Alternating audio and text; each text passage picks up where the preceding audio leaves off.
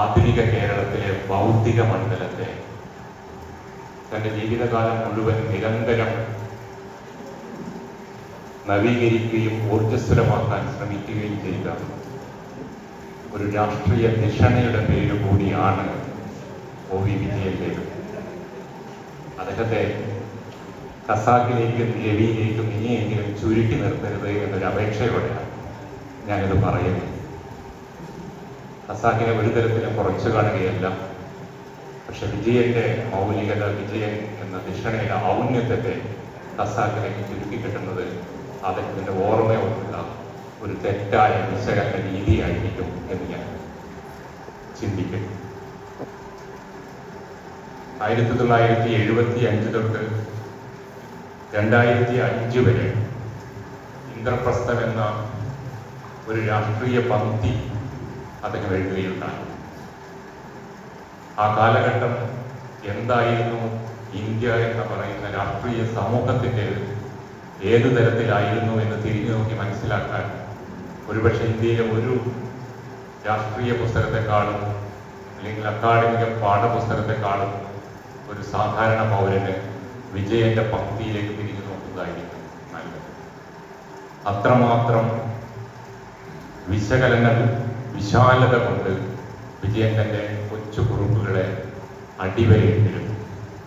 ആ കാലഘട്ടത്തിൽ ഇന്ന് അസ്പൃശ്യരായിരിക്കുന്ന മനുഷ്യരെ മുഴുവൻ അവരായിരുന്നു ആ കാലഘട്ടത്തിന്റെ ശബ്ദം കേൾപ്പിച്ചത് എന്ന് വിജയൻ ആ കുറിപ്പുകളിലൂടെ നമ്മൾ ഓർമ്മിപ്പിക്കുന്നു. ഇപ്പോഴും തിരിഞ്ഞു വായിച്ചു നോക്കുമ്പോൾ 75 ഇന്ദിരാഗാന്ധിയുടെ കാലം തൊട്ടിങ്ങോട്ട് വിജയൻ മരിക്കുന്നത് വരെയുള്ള ഇന്ത്യൻ രാഷ്ട്രീയത്തിന്റെ ചരിത്രം ഒരു പൗരന് മനസ്സിലാക്കത്തക്ക രീതിയിൽ അതിൻ്റെ സൂക്ഷ്മതകളിൽ, അതിൻ്റെ അന്തർധാരകളിൽ രാഷ്ട്രീയത്തിലെ യാഥാർത്ഥ്യം എന്ന് പറയുന്നത് നമ്മുടെ പത്രങ്ങൾ പറയുന്നതല്ല, നമ്മൾ കാണുന്നതല്ല. യാഥാർത്ഥ്യം എന്ന് പറയുന്നത് കാഴ്ചയ്ക്ക് അപ്പുറമുള്ള എന്തോ ആണ് എന്ന് സാഹിത്യത്തിലൂടെ പറയുന്ന വിജയൻ രാഷ്ട്രീയത്തിലെ യാഥാർത്ഥ്യത്തെയും അദ്ദേഹത്തിന്റെ ചെറിയ കുറിപ്പുകളിലൂടെ അടയാളപ്പെടുത്തിയിട്ടുണ്ട്. അത് കാണാതെ പോകുന്നത് വലിയൊരു അപരാധമാണ് എന്ന് ഞാൻ കരുതുന്നു. ഇന്ത്യയിലെ തന്നെ എന്ന് പറയാം, ഒരുപക്ഷെ കേരളത്തിന്റെ പ്രത്യേകിച്ച് സമൂഹത്തിലൊരു നൈതിക ബോധം, വിജയൻ ഏറ്റവും അർത്ഥവത്തായി ഉപയോഗിച്ച വാക്കുകളിലൊന്ന് നൈതികത എന്നായിരുന്നു. ആ നൈതിക ബോധം പൗരസമൂഹത്തിന് തന്റെ വായനക്കാർക്ക് ഉണ്ടാവണമെന്ന ശാഠ്യത്തോടെയാണ് വിജയൻ ആ പ്രയോഗം എല്ലാ ലേഖനങ്ങളിലും ഒരുപക്ഷെ ഉപയോഗിച്ചിരുന്നത്. അതെന്തിനു വേണ്ടിയാണ് എന്നുള്ളത്, അത് ജനാധിപത്യത്തിന്റെ വളർച്ചയ്ക്ക് വേണ്ടിയാണ്, മനുഷ്യ സമൂഹത്തിന്റെ ഒരു മോചനത്തിന് വേണ്ടിയാണ് രാഷ്ട്രീയത്തെ ഉപയോഗിക്കേണ്ടത് എന്ന വിജയന്റെ തിരിച്ചറിവുണ്ടായി. അങ്ങനെ ഒക്കെ ജീവിച്ച വിജയന്റെ ആ രാഷ്ട്രീയ ദൈക്ഷണികയോട് ആദരമർപ്പിച്ചുകൊണ്ട് ഞാൻ ജനാധിപത്യത്തിൽ എഴുത്തുകാരുടെ ഇടം എന്ന വിഷയത്തിലേക്ക് കുറച്ച് എൻ്റെ ചിന്തകൾ പങ്കുവയ്ക്കുകയാണ്. എന്തുകൊണ്ട് ജനാധിപത്യം എന്ന ചോദ്യത്തിന്റെ ഉത്തരം അത് അടിസ്ഥാനപരമായി പരിണാമ ശാസ്ത്രവുമായി ബന്ധപ്പെട്ട് കിടക്കുന്നു എന്നാണ് ഞാൻ കരുതുന്നത്. കാരണം ഒരു ജീവിവർഗം എന്ന രീതിയിൽ മനുഷ്യൻ മറ്റേത് ജീവിയെക്കാളും മോശപ്പെട്ട അവസ്ഥയിലുള്ള ഒന്നാണ്. ശാസ്ത്രം പറയുന്നതാണ് അതിജീവനത്തിനുള്ള അവന്റെ മാർഗങ്ങൾ, ജൈവ മാർഗങ്ങൾ വളരെ പരിമിതമാണെന്ന് ശാസ്ത്രം അടയാളപ്പെടുത്തിയിട്ടുണ്ട്.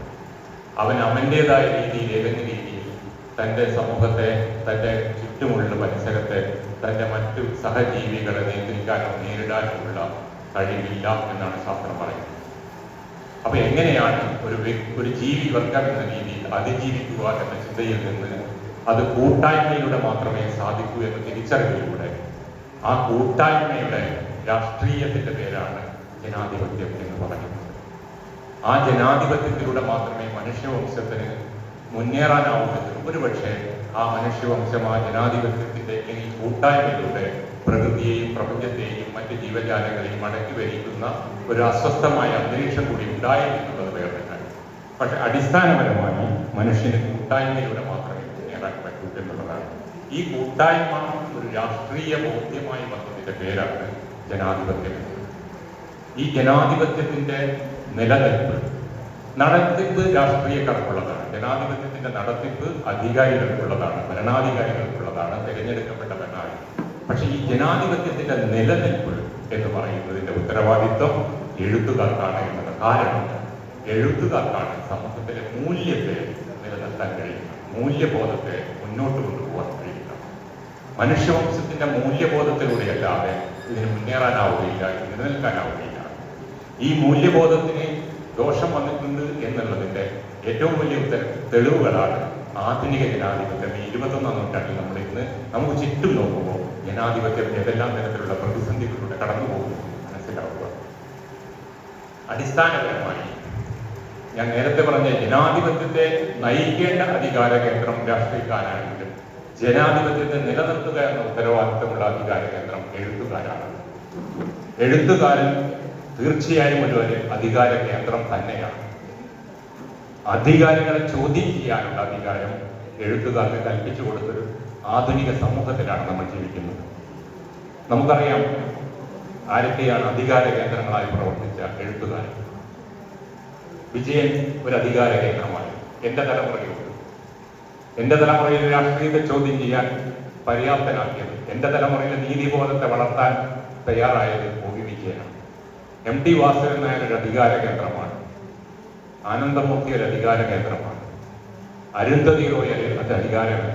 എന്റെ മുന്നിരിക്കുന്ന സാറ ജോസഫ് ഒരു അധികാര കേന്ദ്രമാണ്.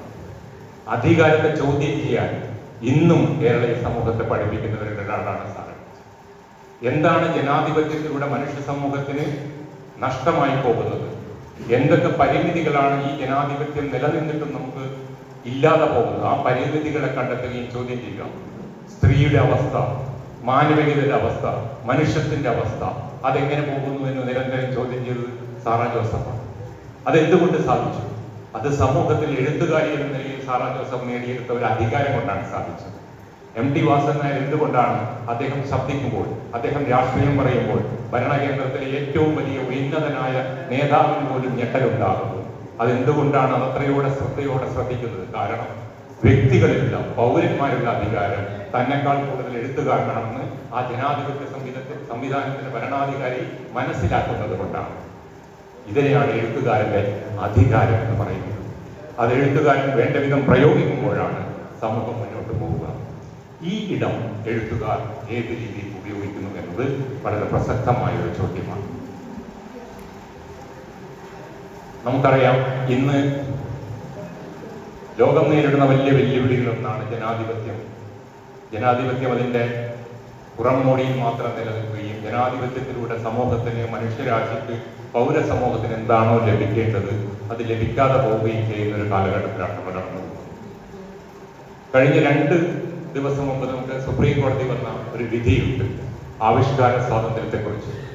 ഗുജറാത്തിലെ ഒരു കോൺഗ്രസ് MP സോഷ്യൽ മീഡിയയിൽ വെച്ച് എഴുതിയ ഒരു കവിതയെ തടയണമെന്ന് പറഞ്ഞു പോയപ്പോൾ സുപ്രീം കോടതി പറഞ്ഞത് ഒരു കാരണവശാലും അത് പറ്റില്ല എന്നാണ്.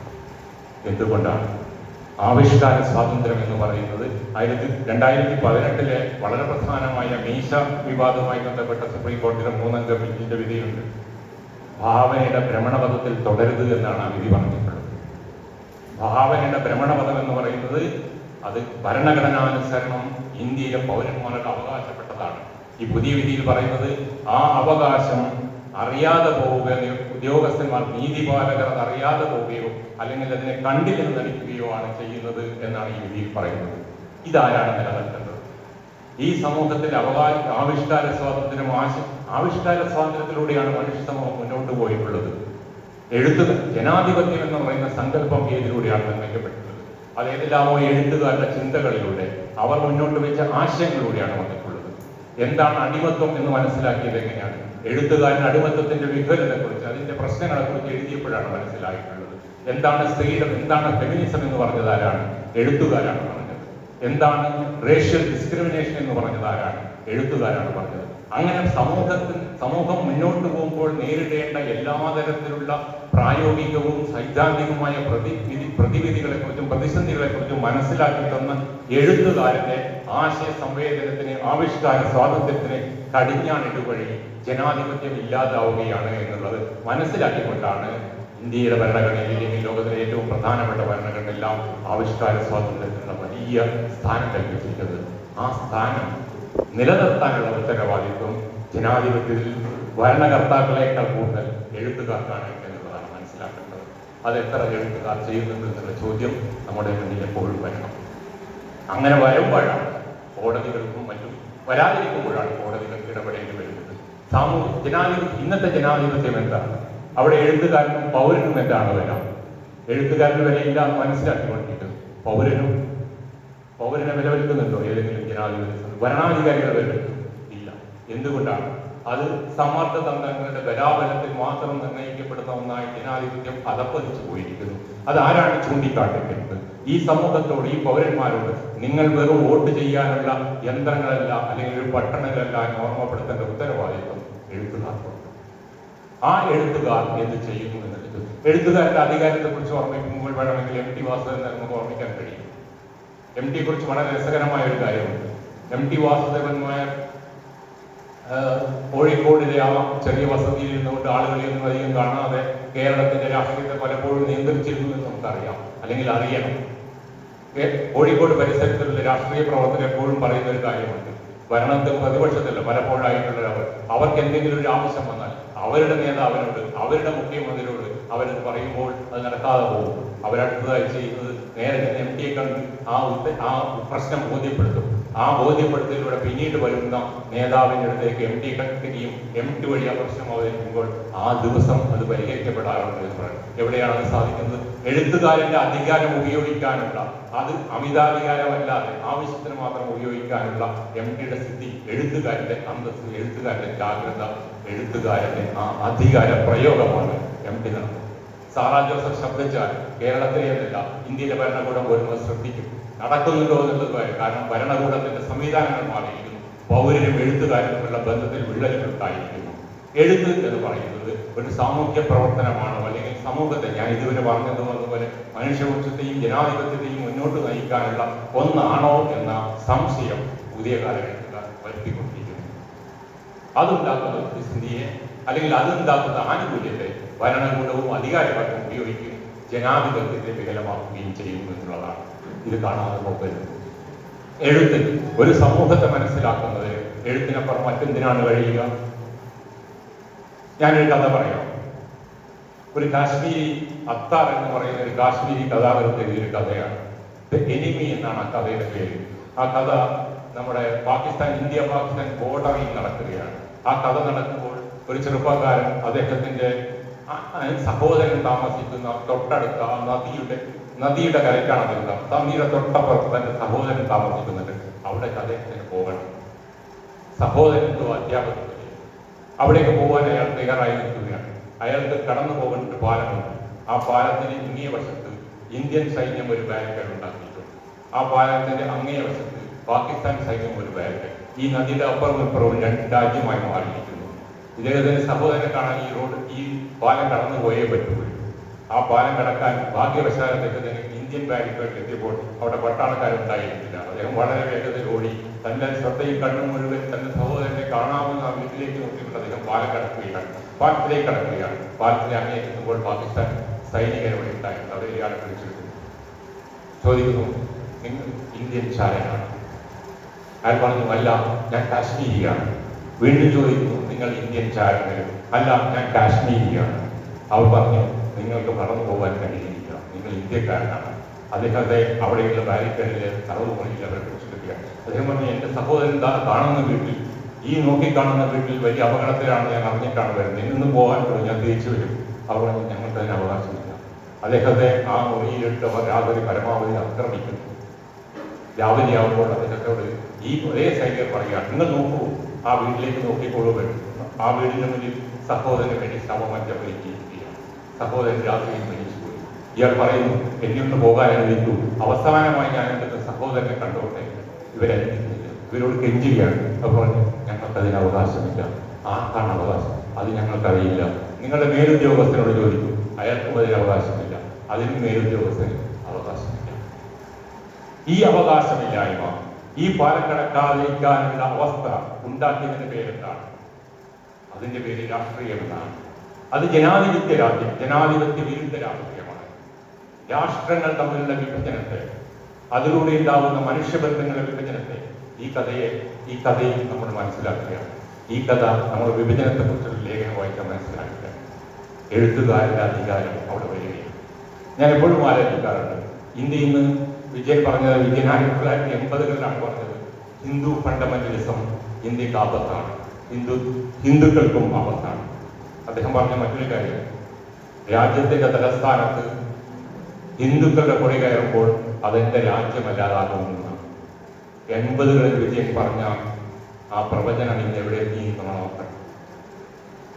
എന്തുകൊണ്ട് അതിന്റെ ഈ വിഷയത്തിലേക്ക് കടന്ന് ഞാൻ ആലോചിക്കുമ്പോൾ എനിക്ക് തോന്നുന്നത്, അത് സംഭവിച്ചതിന്റെ പുറകെ 1945 ശേഷം 49 വരെ ഇന്ത്യയിൽ നടന്ന കമ്മ്യൂണിസത്തെ, വർഗീയതയുടെ വേരുകൾ കണ്ടെത്തുന്നതിനുള്ള പരാജയമാണ്.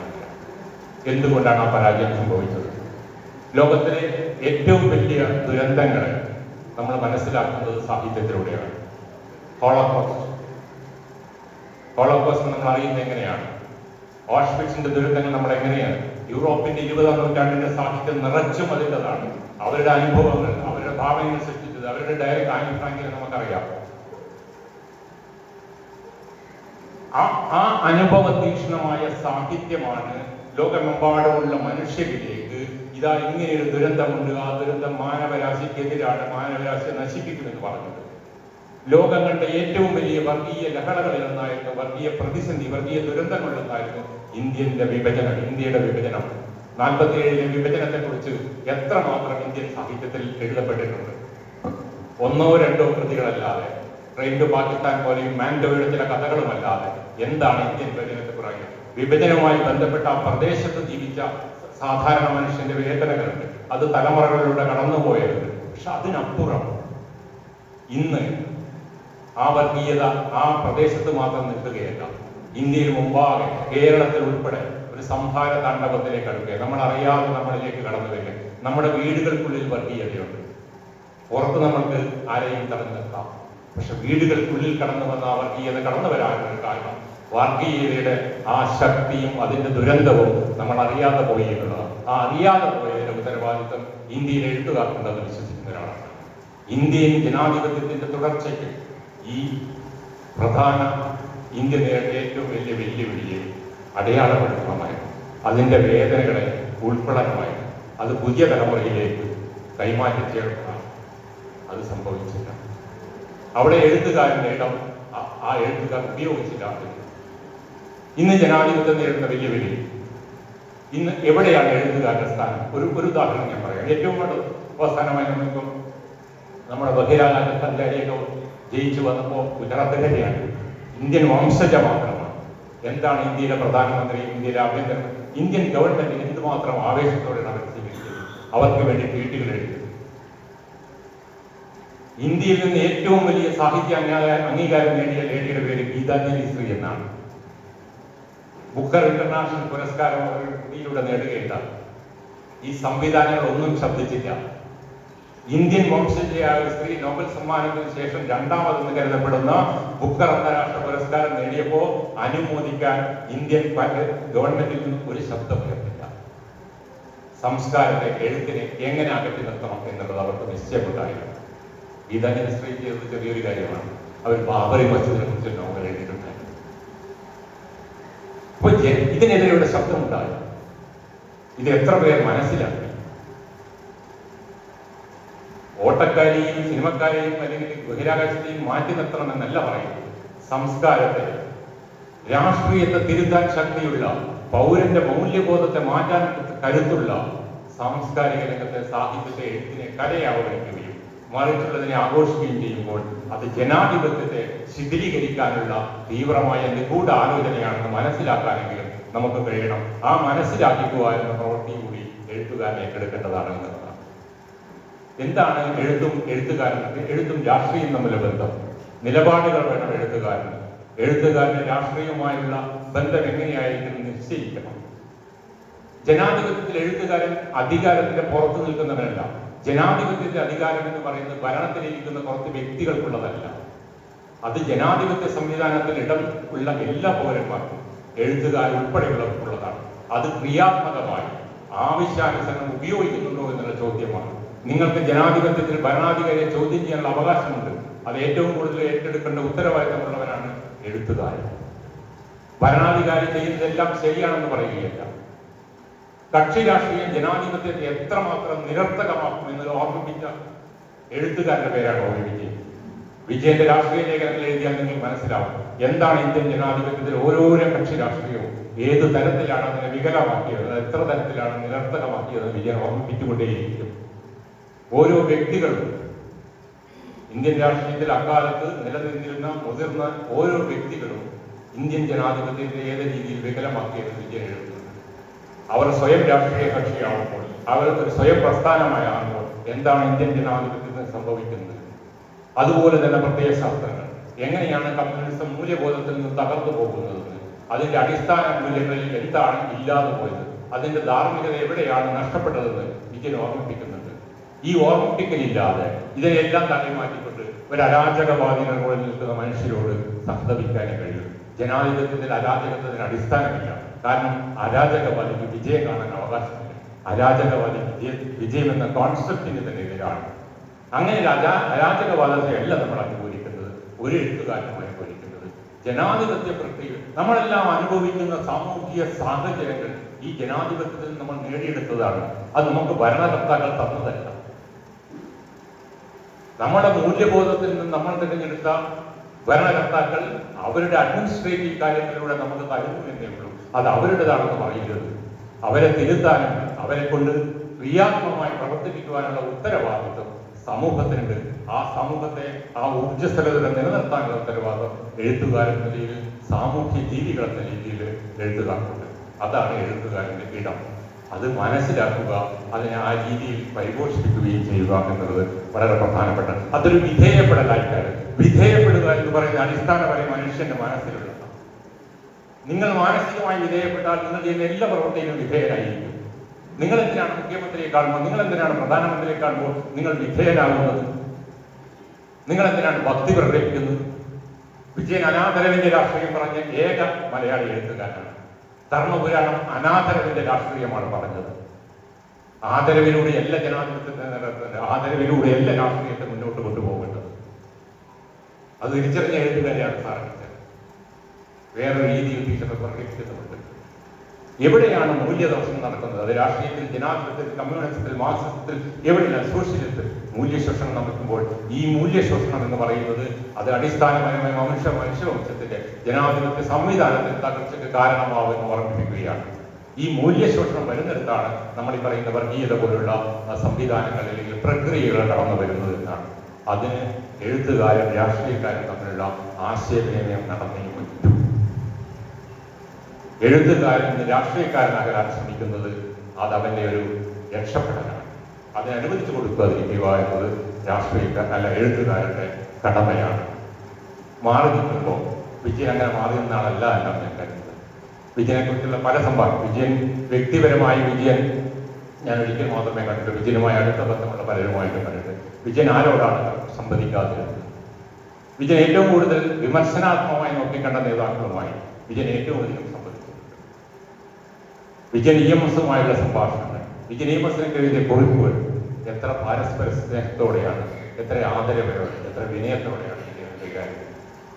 വിജയൻ അച്യുതമേനോട് കത്തെഴുതുന്നത്, ചില സംശയങ്ങൾ ചോദിച്ചുകൊണ്ട് അച്യുതമേനോന് വളരെ വളരെ വിഷമത്തോടെയും വിനയത്തോടെയും മറുപടി എഴുതുന്നത്, വിജയ ഞാനും താങ്കളുടെ സന്ദേഹങ്ങൾ പങ്കിടുന്നു, പക്ഷെ ഞാൻ അവശനാണ്.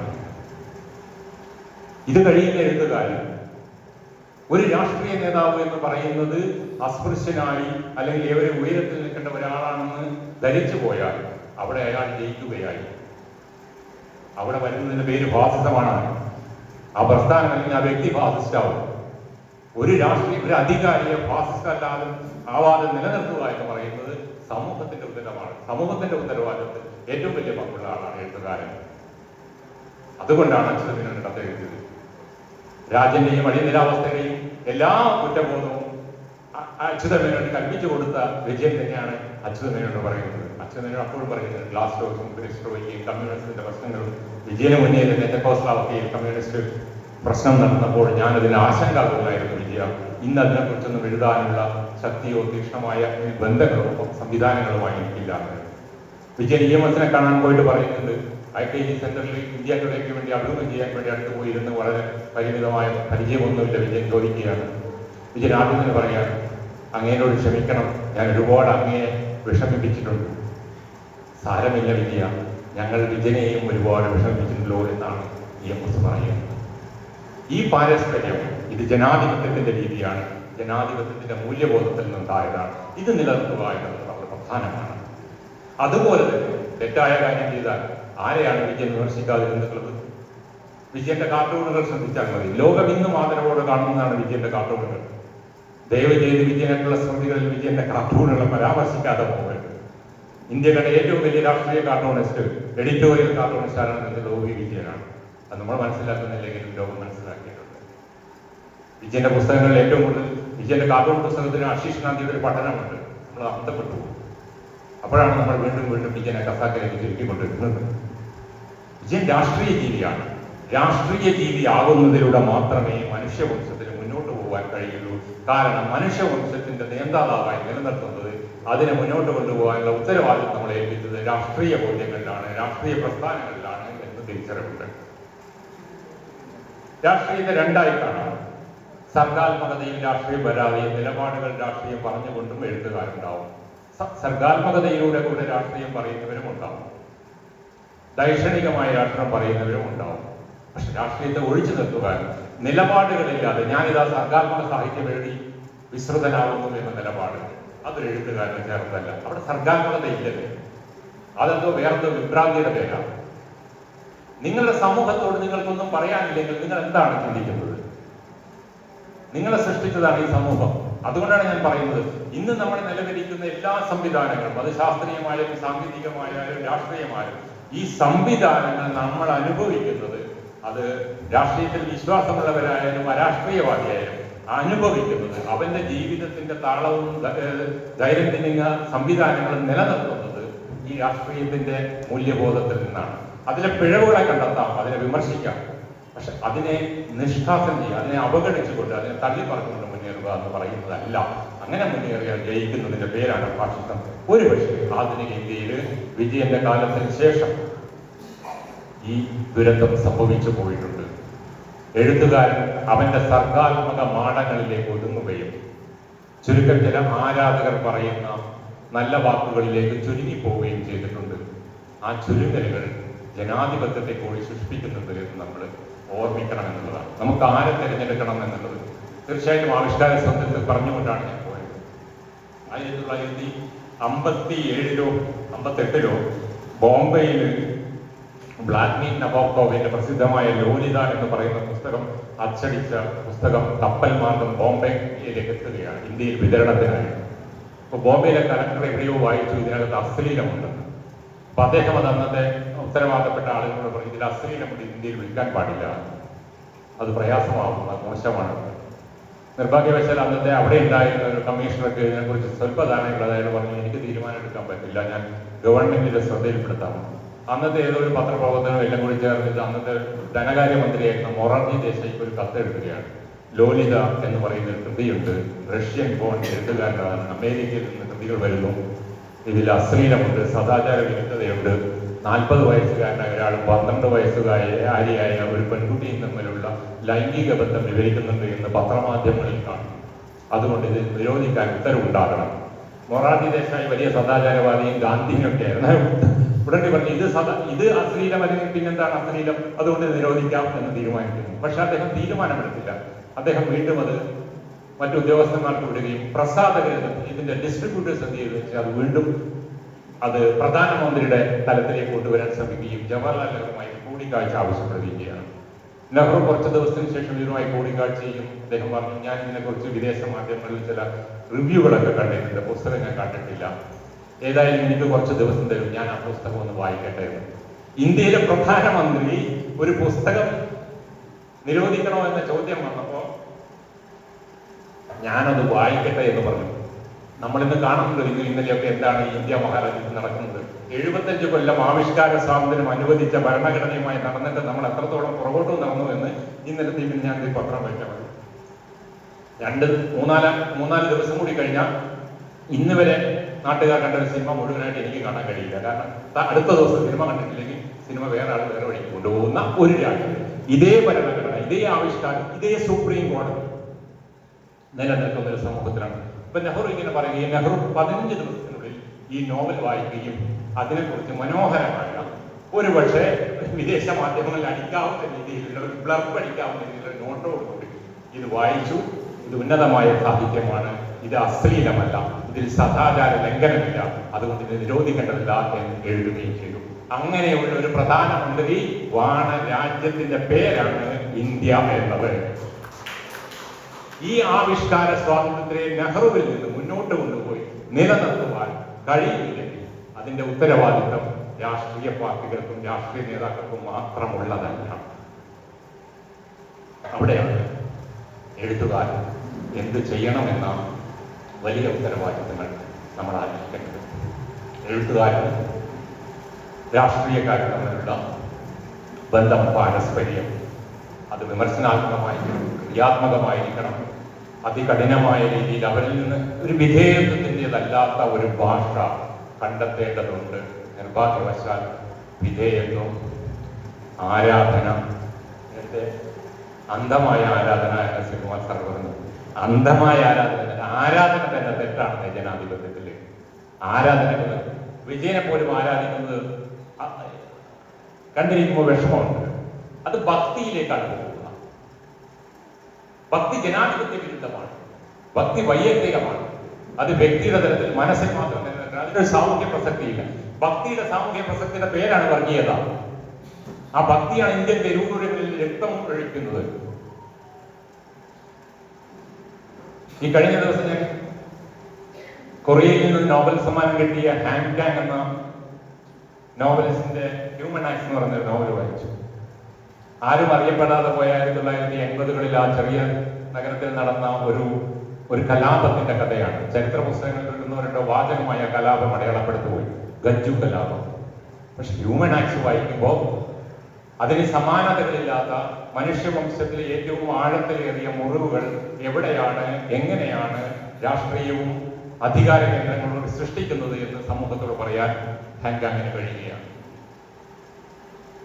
അതുകൊണ്ടാണ് ഞാൻ പറഞ്ഞത്, നമ്മുടെ വർഗീയ കലാപം നമ്മുടേതായ രീതിയിൽ തലമുറകളിലേക്ക് പകരുന്നത് വർഗീയത വിപത്താണെന്ന്, നിങ്ങളുടെ മുന്നിലുള്ള കുഞ്ഞുങ്ങൾക്ക് ദോഷമുണ്ടാക്കുന്നതാണെന്ന്, അല്ലെങ്കിൽ ഭാവിക്ക് വിനാശകരമാവുന്നതാണെന്ന് ഓർമ്മിപ്പിക്കാനുള്ള കരുത്ത് ഇന്ത്യൻ സാഹിത്യത്തിൽ ഉണ്ടായിരുന്നെങ്കിൽ ഒരുപക്ഷെ ഇന്ത്യ ഇത്ര എളുപ്പം കാവിക്കുടിയുടെ കീഴിലാവുമായിരുന്നില്ല. ഇത് എല്ലാ പ്രസ്ഥാനത്തിനും ബാധകമാണ്. 1948 ഞാൻ എപ്പോഴും ഓർക്കുന്ന ഒരു കാര്യം, 1948 കോൺവെർസേഷൻ വിത്ത് സ്റ്റാലിൻ എന്ന് പറയുന്ന മിലോവൻ ജിലാസിന്റെ പുസ്തകം വരുന്നത്.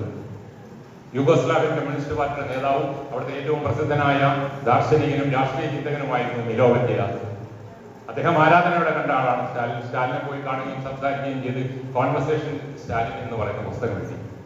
അതിനുശേഷം അദ്ദേഹം എഴുതിയ പുസ്തകത്തിന്റെ പേര് ദ ന്യൂ ക്ലാസ് എന്നായിരുന്നു. കമ്മ്യൂണിസത്തിലൂടെ സൃഷ്ടിക്കപ്പെടുന്ന പുതിയ വർഗത്തെക്കുറിച്ചാണ് മിലോവൻ ജിലാസ് പറഞ്ഞത്. ആ വർഗത്തിന്റെ പ്രതിസന്ധി അന്ന് കമ്മ്യൂണിസം, ലോക കമ്മ്യൂണിസം ഏറ്റെടുത്തിരുന്നുവെങ്കിൽ ഇന്ന് കമ്മ്യൂണിസത്തിന് നേരിടുന്ന ഈ അപജയം ഉണ്ടാവുമായിരുന്നില്ല. കമ്മ്യൂണിസ്റ്റുകൾ എന്ന് പറയുന്ന ഒരു പുതിയ വർഗമായി മാറുകയാണെന്നും ആ വർഗം സമൂഹത്തിൽ മറ്റുള്ളവരെ അപരവൽക്കരിക്കുകയും ചെയ്യുന്നു, അല്ലെങ്കിൽ അവരിൽ വേറെ രീതിയിലുള്ള അധികാര കേന്ദ്രമായി പ്രവർത്തിക്കുകയും ചെയ്യുന്നു എന്ന് ജിലാസ് 75 വർഷം എഴുതി വെച്ചു. അതിനും എത്രയോ ശേഷം കഴിഞ്ഞാണ് ലോകത്തിലെ പല രാജ്യങ്ങളിൽ കമ്മ്യൂണിസം അതിന്റെ പ്രതിസന്ധികളിലൂടെ കടന്നു പോയി ഈ ദുരവസ്ഥയിലെത്തിയത്. ഞാൻ പറഞ്ഞു വന്നത്, എഴുത്തുകാരൻ എന്ന് പറയുന്നത് രാഷ്ട്രീയത്തെയും ദൈനംദിന ജീവിതത്തെയും ഒക്കെ പല രീതിയിൽ നമ്മളെ സഹായിക്കുകയും നമ്മൾ മുന്നോട്ട് നയിക്കുകയും ചെയ്യേണ്ടതാണ്. എഴുത്തുകാരൻ്റെ ഇടം നമ്മൾ കണ്ടെത്തണം. ഭരണകൂടത്തെ ഭയക്കുകയല്ല വേണ്ടത്, ഭരണകൂടം നമ്മുടേതാണെന്ന് തിരിച്ചറിയുകയും അവരെ തിരുത്തുകയുമാണ് വേണ്ടത്. അവരെ തിരുത്താനുള്ള ശക്തി എഴുത്തുകാർ സ്വയം നേടിയെടുക്കേണ്ടതുണ്ട്. ആ എഴുത്തുകാർക്ക് ആ സ്വയം നേടിയെടുക്കാൻ വേണ്ടി ഭക്തിയില്ലാതെ എഴുത്തുകാരെ സൂക്ഷ്മമായി വായിക്കണം. ആ വായന നടക്കുമ്പോഴാണ് വിജയനാവുന്നത്, സാരഥികളാവുന്നത്, അവരുടെ ശബ്ദം ഭരണാധികാരികൾ കേൾക്കുന്നത്. ഇത്രയും പറഞ്ഞുകൊണ്ട് ഞാൻ അവസാനിക്കുന്നു.